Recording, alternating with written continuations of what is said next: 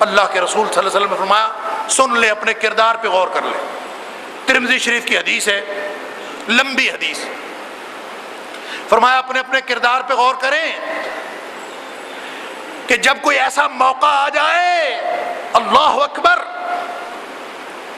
کہ تمہارا جو مال فے ہے، جو بیت المال کا حق ہے،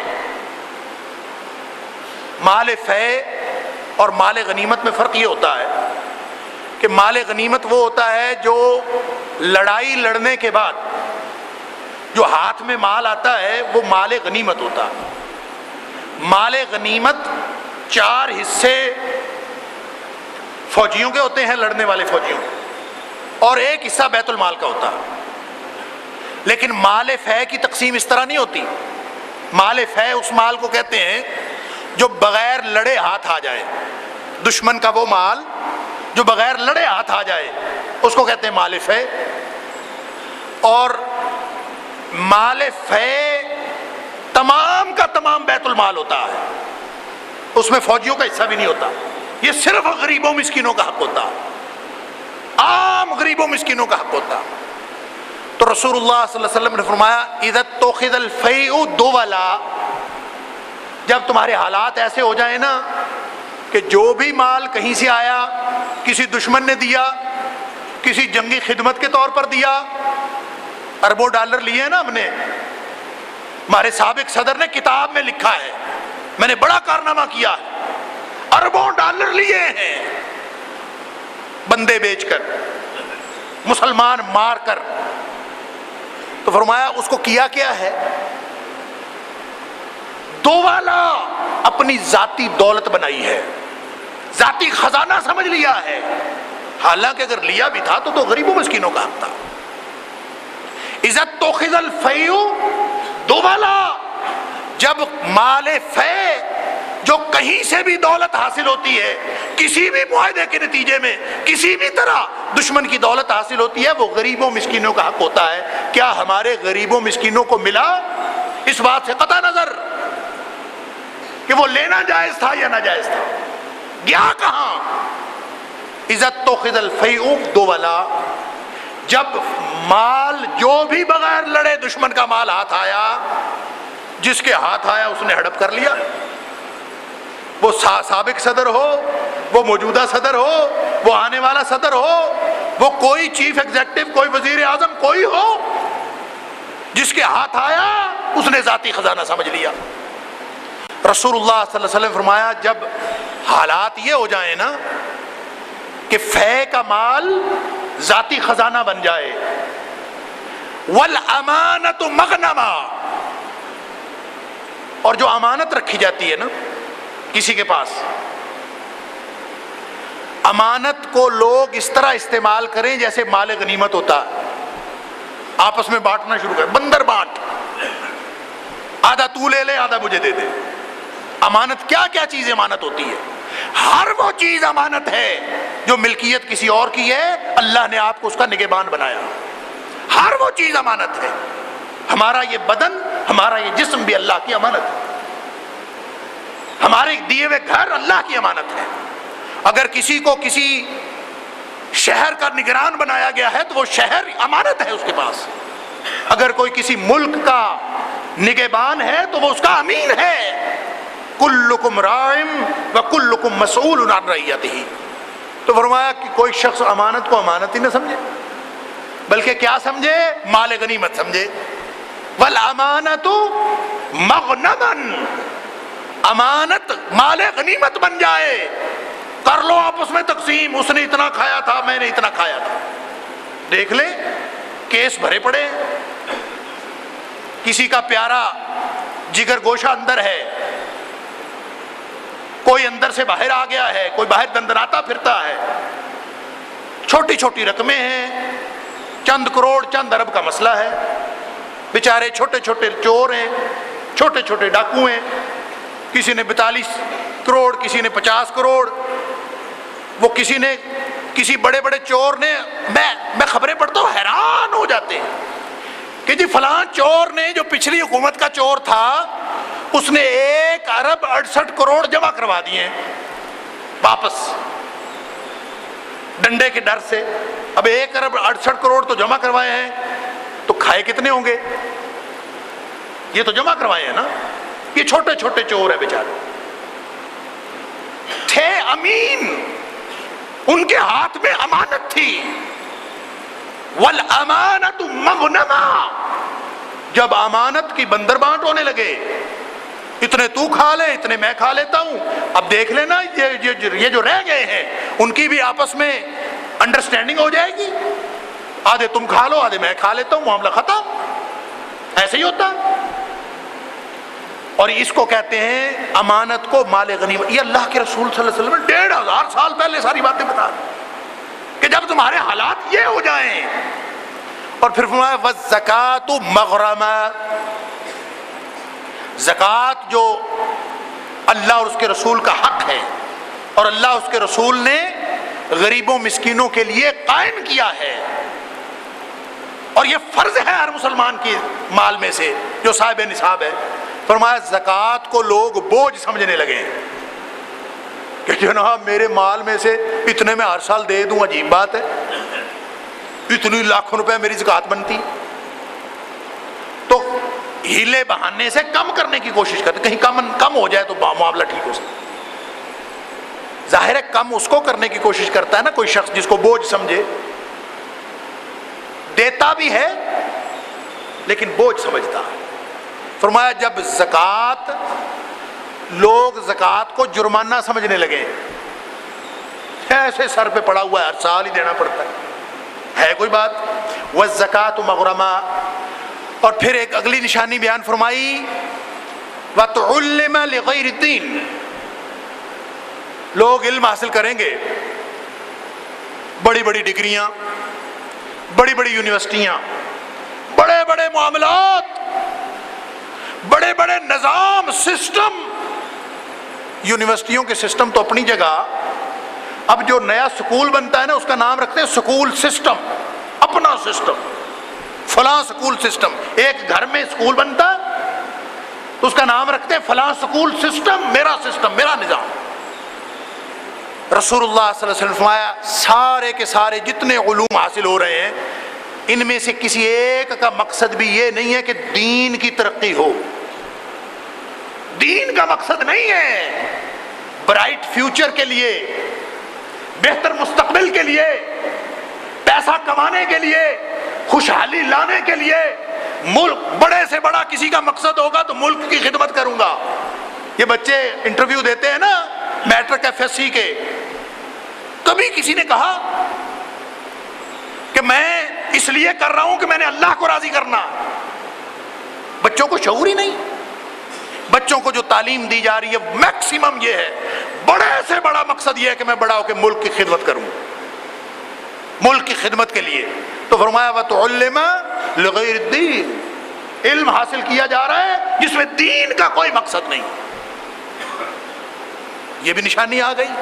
اللہ اکبر. اور پھر فرمایا وَأَطَاعَ الرَّجُلُ امرأتہ, انسان بات مانتا ہے تو بیوی کی مانتا ہے. وَعَقَّ أُمَّهُ, ماں کی نافرمانی کرتا ہے, بیوی کی بات مانتا. اطاع الرجل امرأتہ, اپنی بیوی کی بات بڑی مانتا ہے. وَعَقَّ أُمَّهُ, ماں جو بات کہے اس کو کہہ دیتا ہے اماں تجھے تو سمجھ ہی نہیں, تو بیٹھی رہ چپ کر کے, پرانے وقتوں کی بات ہے, تو ٹھیک بات نہیں کرتی.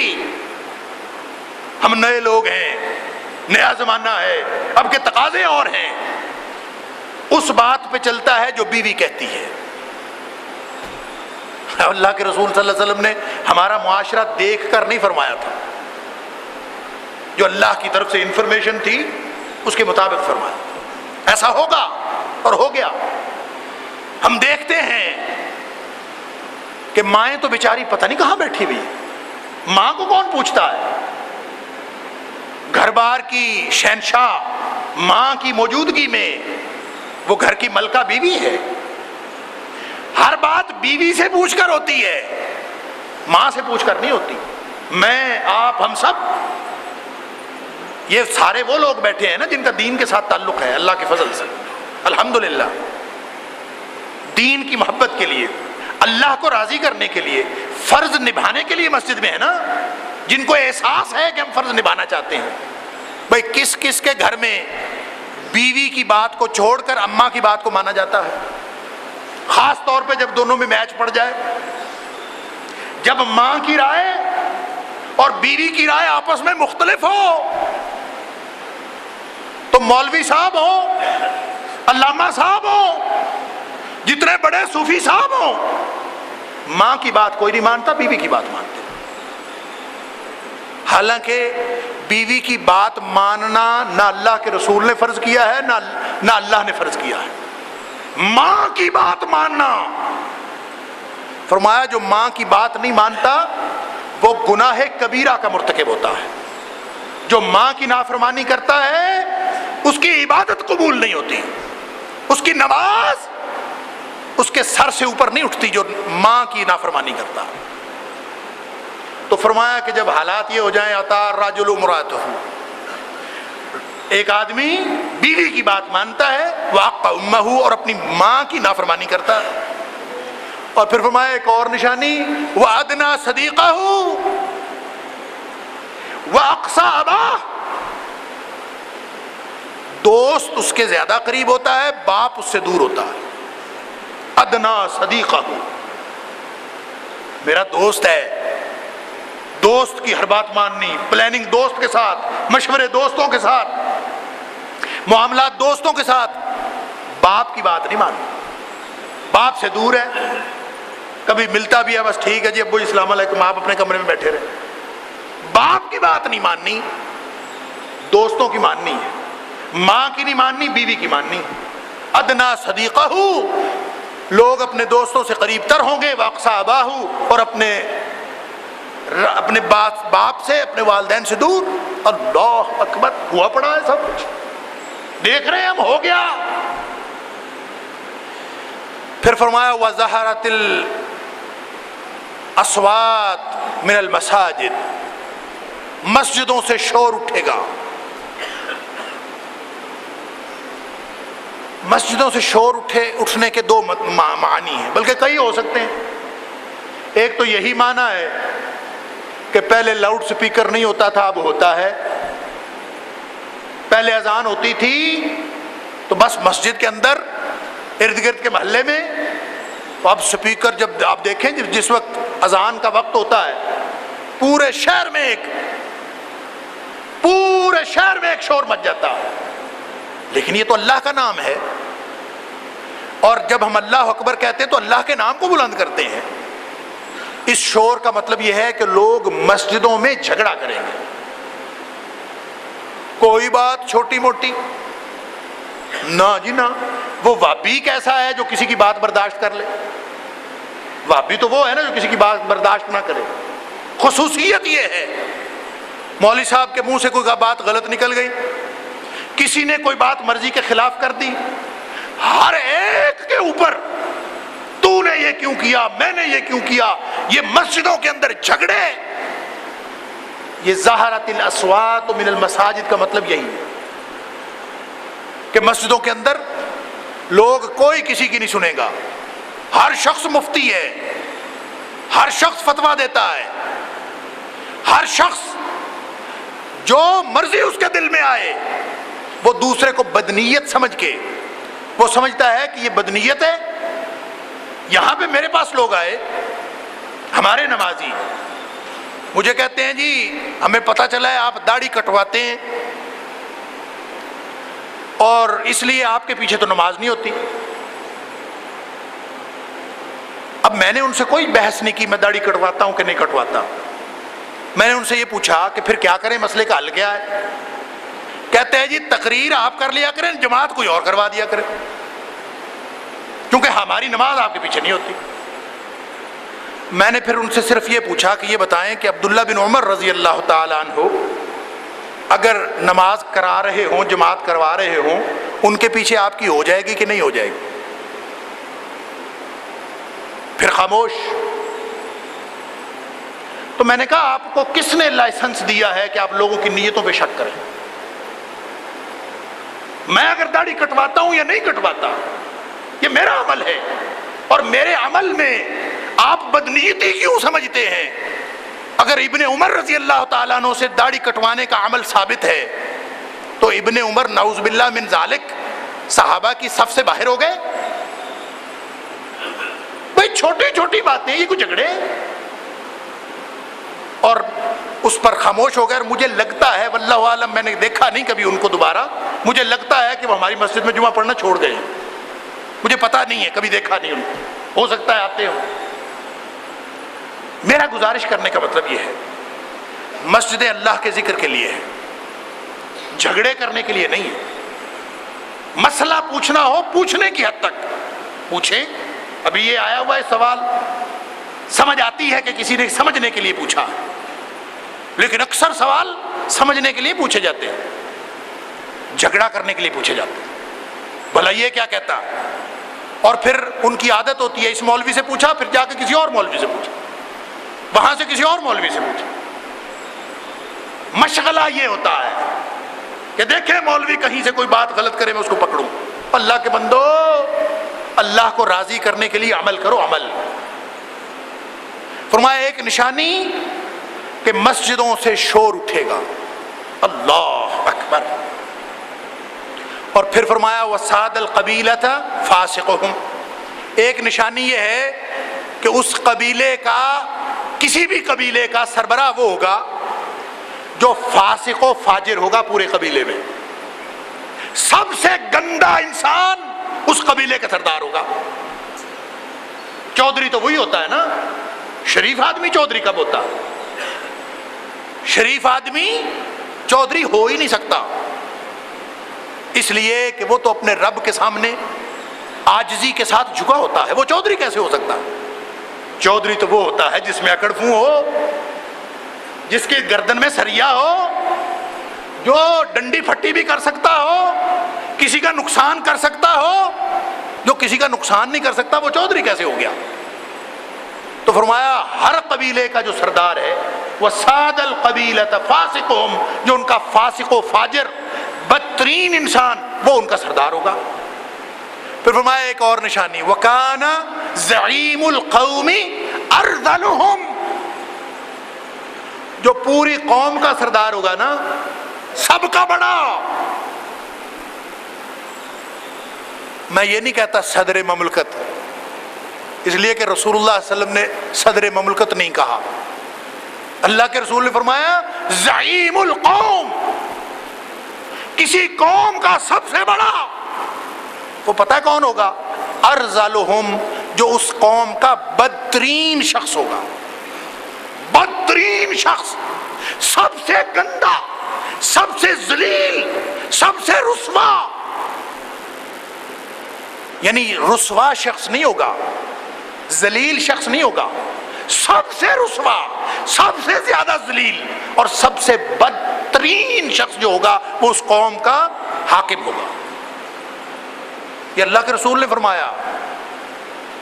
اگر کسی وقت کے صدر کو یا سابق صدر کو یا کسی آنے والے صدر کو اعتراض ہو تو اللہ کے رسول صلی اللہ علیہ وسلم کی حدیث پہ اعتراض کرے. بدترین شخص کان زعیم القوم ارذلہم، بدترین شخص ان کا حکمران ہوگا. اللہ اکبر. پھر فرمایا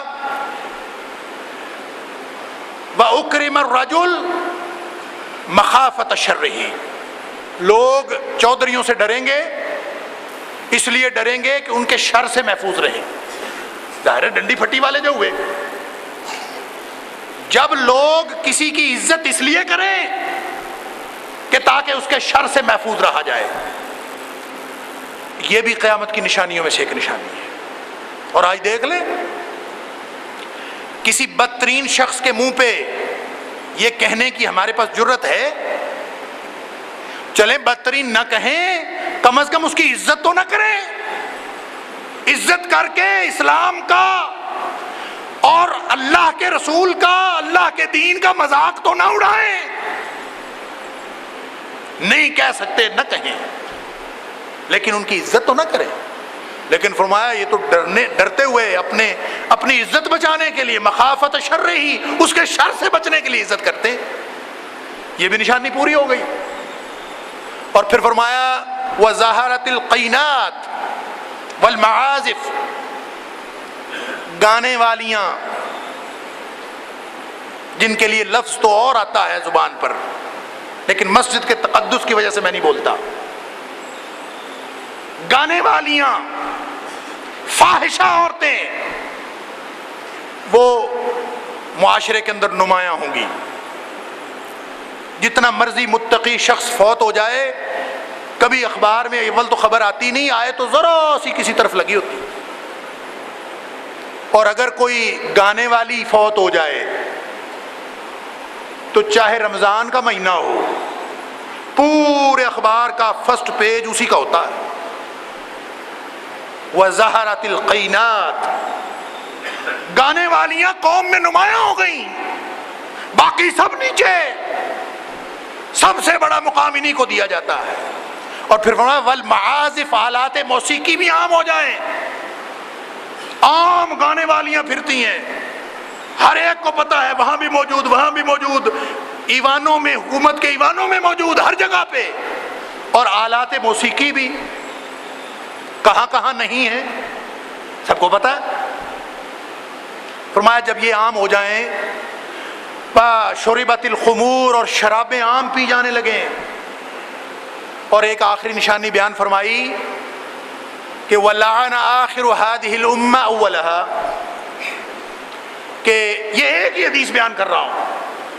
فرمایا جب یہ ساری نشانیاں پوری ہو جائیں، اور آخری نشانی یہ ہے کہ لوگ اپنے پچھلوں پر تان کرنا شروع کر دیں کہ ہمارے بڑوں نے فلاں کام بھی خراب کیا. لوگ تو صحابہ کرام کو نہیں چھوڑتے. ابھی پچھلے دنوں شور تھا کہ قائد اعظم نے گڑبڑ کی ہے، کوئی کہتا ہے تاریخ جھوٹی ہے، کوئی کچھ کہتا ہے، کوئی کچھ کہتا ہے. تو فرمایا وَلَعَنَ آخِرُ هَذِهِ الْأُمَّةِ أَوَّلَهَا، جو آنے والے ہیں وہ گزرے ہوئوں پر تان کرتے ہیں کہ اس نے بھی کام خراب کیا، اس نے بھی کیا، وہ بھی غلط تھا، وہ بھی غلط تھا، وہ بھی غلط تھا. فرمایا جب یہ نشانیاں پوری ہو جائیں، اور لگتا ہے ساری پوری ہو گئی، فَلْيَرْتَقِبُوا عِنْدَ ذَلِكَ، فرمایا پھر انتظار کرو. جب یہ ہو جائے تو پھر انتظار کرو. ریحًا حمراء، تمہارے اوپر سرخ آندیاں چلیں گی. وزلزلۃً، تمہارے اوپر زلزلے آئیں گے. وخسفاً، تم زمین میں دھسا دیے جاؤ گے. ومسخاً، تمہاری شکلیں بگاڑ دی جائیں گی. وقذفاً، آسمان سے پتھروں کی بارش ہوگی. وآیات تتابع، اور پے در پے اتنے عذاب آئیں گے. یہ ایک ڈینگی، یہ ایک بارش کا عذاب، ایک زلزلہ نہیں. فرمایا وآیات تتابع کَنِظَامِ بَالٍ، کہ یعنی اس طرح سے تمہارے اوپر پے در پے عذاب آئیں گے، یوں گرتے جائیں گے. کَنِظَامِ بَالٍ قُطِعَ سِلْكُهُ فَتَتَابَعُ، کہ جیسے کوئی پرانا ہار ہو اور اس کا دھاگا ٹوٹ جائے تو دھاگا ٹوٹنے کے بعد جیسے ایک ایک کر کے منکے گرنے شروع ہو جاتے ہیں. فرمایا تمہارے اوپر اس طرح عذاب مسلط ہونا شروع ہو جائیں. علاج کیا ہے؟ علاج منہ سے توبہ نہیں، علاج عمل سے توبہ. منہ سے استغفار، اللہ ہم سے گناہ ہو گئے تو ہمیں معاف فرما دے. کردار پیش کرنا پڑے گا. من حیث القوم، عوام کردار پیش کریں گے تو حکمران بھی بدل جائیں گے. اللہ کے رسول نے فرمایا اعمالکم عمالکم، جس طرح کے تمہارے کرتوت ہوں گے تمہارے اوپر اسی طرح کے حکمران مسلط کر دیے جائیں گے. تو جس طرح کے حکمران ہیں سمجھ لیجئے ہمارے اعمال ہی ایسے ہیں، اور یہ اللہ تعالیٰ نے ہمارے اوپر عذاب کی صورت میں مسلط کیے ہوئے ہیں. اور ایک ہی راستہ ہے، ابھی توبہ کا دروازہ کھلا ہے. قیامت ابھی نہیں آئی، نشانیاں آئی ہیں. یہ ساری قیامت کی نشانیاں ہیں، اور قیامت کی نشانیاں آ گئی ہیں. فقط جاء اشراطها، اللہ فرماتا ہے اس کی نشانیاں آ گئی ہیں، اور قیامت کے آنے سے پہلے پہلے نصیحت حاصل کر لو. قیامت آ گئی تو اچانک آئے گی، اور جب وہ آ گئی تو اس کے بعد کسی کو مہلت نہیں ملے گی ایک لمحہ بھی. آج ہمارے پاس مہلت ہے. میں، آپ، ہم سب یہاں سے اس نیت کے ساتھ اٹھیں کہ آج کے بعد ہمارے کردار کے اندر، ہمارے عمل کے اندر، ہمارے انفرادی اجتماعی اعمال کے اندر جتنی غلطیاں کوتاہیاں ہیں، ہم انشاءاللہ ان سب کو دور کر کے اللہ اور اس کے رسول صلی اللہ علیہ وسلم کی اطاعت میں آ جائیں گے۔ اگر ہم یہ وعدہ اللہ سے کر لیں تو اللہ کی رحمت تو فوراً جوش میں آ جاتی ہے، اللہ تو فوراً عطا فرما دیتا ہے۔ اللہ کو لمبے چوڑے پلاننگ کرنے کی ضرورت نہیں، وہ کن کہتا ہے سارا نظام بدل جاتا ہے، وہ کن کہتا ہے ہر چیز بدل جاتی ہے، اس کو کن بھی کہنے کی ضرورت نہیں پڑتی، اس نے تو بس کرنا ہے اور ہو جانا ہے۔ کردار ہمارے میں کمی ہے، کمی ہماری طرف ہے، اللہ کی طرف کوئی کمی نہیں ہے۔ آج اس کا وعدہ کر کے اٹھیں، میں بھی اور آپ بھی، کہ جتنی غلطیاں آج سے پہلے ہماری زندگی میں تھیں، انشاءاللہ آج اس لمحے کے بعد کوئی غلطی کردار کی ہمارے اندر نہ ہو۔ یہ توبہ کا منہج ہے۔ توبہ پوری زندگی کا ایک میلان ہے، پوری زندگی کا ایک طریقہ ہے، ایک طرز زندگی کا نام ہے کہ گناہ نہیں کرنا، اگر ہو جائے تو فوراً واپس آ جانا ہے۔ یہ منہج بنا لیں تو پھر دیکھیں انشاءاللہ ہماری دنیا بھی سنور جائے گی، ہماری آخرت بھی سنور جائے گی۔ اللہ تعالیٰ مجھے اور آپ کو سمجھ عطا فرمائے۔ انشاءاللہ یہ مضمون قیامت کی نشانیوں کا اللہ کی توفیق سے جاری رہے گا۔ اللہ تعالیٰ مجھے اور آپ کو سمجھ عطا فرمائے، عمل کی توفیق عطا فرمائے۔ وآخر دعوانا الحمدللہ رب العالمین۔